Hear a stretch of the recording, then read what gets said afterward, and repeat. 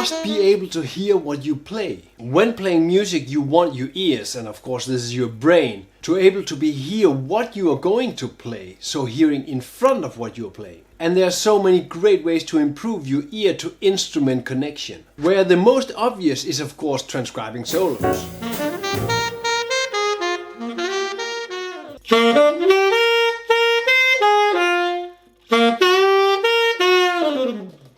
And what also really helps my ears is connecting what I'm playing into the framework of the tune, so the chords. You also need to be able to hear different chord variations, and you need to be able to hear how the target notes of the chord sounds against the chord itself. And then there's of course listening to great records, playing along with great records and stealing what you like. Getting the sound of your hearers into your fingers. And with all this material actually starting to make your own lines which you are hearing.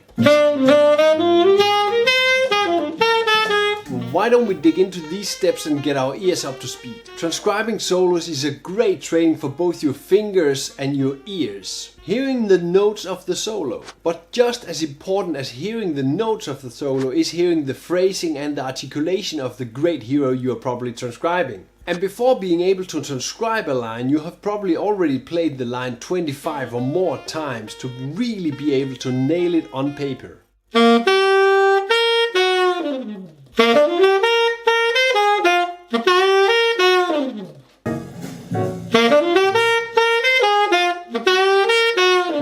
This means that when you're transcribing the line, you already have it under your skin. And when you have a full transcribed solo you really want to dig into, the most important thing I think is learn the phrasing and the articulation.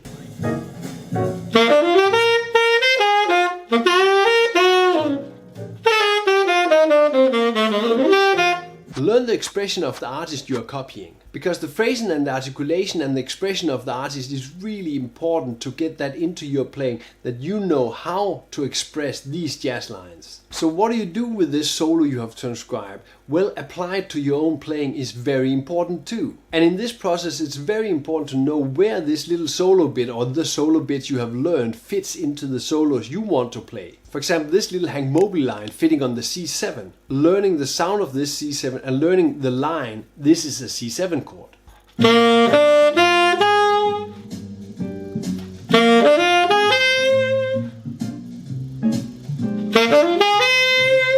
Really making your ears aware of that this belongs to a C7 progression. Also start listening to the form of the tune you're playing. This is a blues in C, and learn the ways of this particular chord structure. This is also ear training. Then try adding the line into different places of the blues. So this is a C7 line, so it fits 3 or 4 different places in the blues. See if the line fits all the places and try to hear the line in these different placements.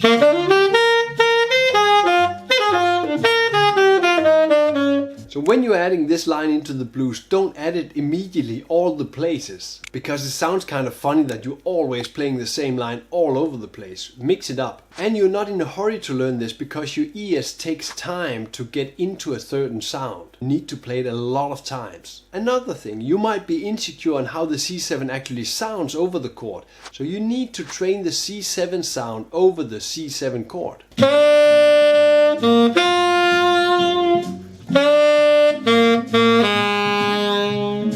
If you need to hear that C7 a lot of times, find a backing track playing the C7, play the root, play the third, play the fifth, play the seventh as long tones. You can also play different forms of the chords, like these 3 forms of the chords over the C7.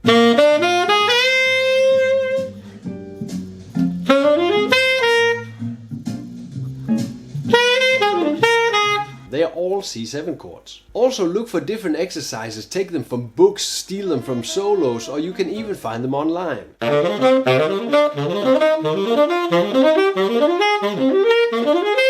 Train these exercises over that C7 chord, that you get used to the sound of that C7 in different forms.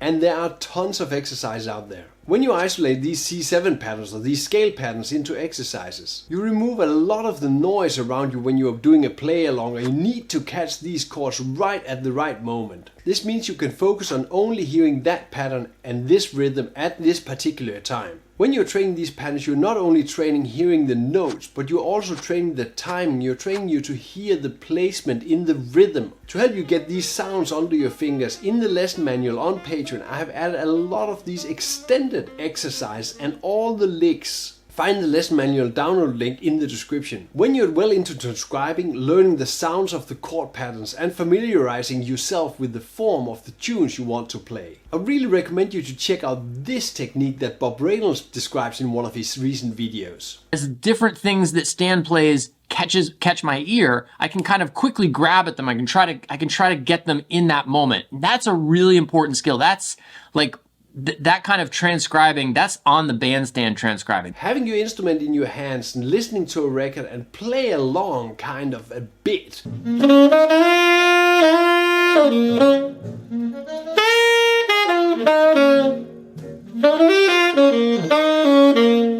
Then suddenly a phrase comes along and you want to pick it up. You can immediately act on it and go in and pick it up. You do not need to transcribe it immediately, but just have it in your fingers, learn it and play it along with the record right away. Playing along with the record and not playing everything they're playing on the record helps you develop the style of playing. And when you're listening at the same time, it also helps you develop the sound of the player.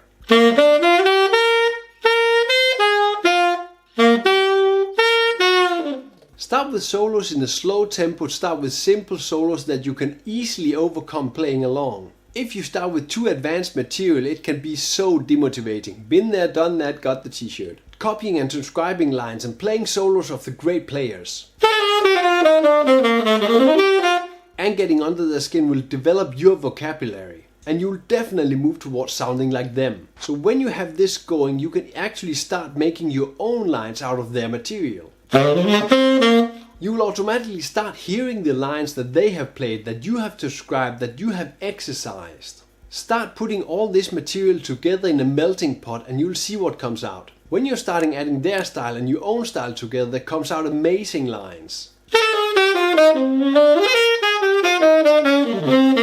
This mutated line out of this Hank Mobley solo and some of the exercises I displayed in the video is actually where you want to be, of course, with your own solos and with your own style. So remember that all the lines, all the licks, all the exercises are written out in extended versions in the lesson manual on Patreon. Grab and go, everything is ready to use in all 12 keys on Patreon. The link is in the description. Digging into transcribing solo is a great and probably the greatest way to learn jazz. And check out these great steps to go into this process in this video featuring Hank Mobley's solo Dig This. Play music, have fun.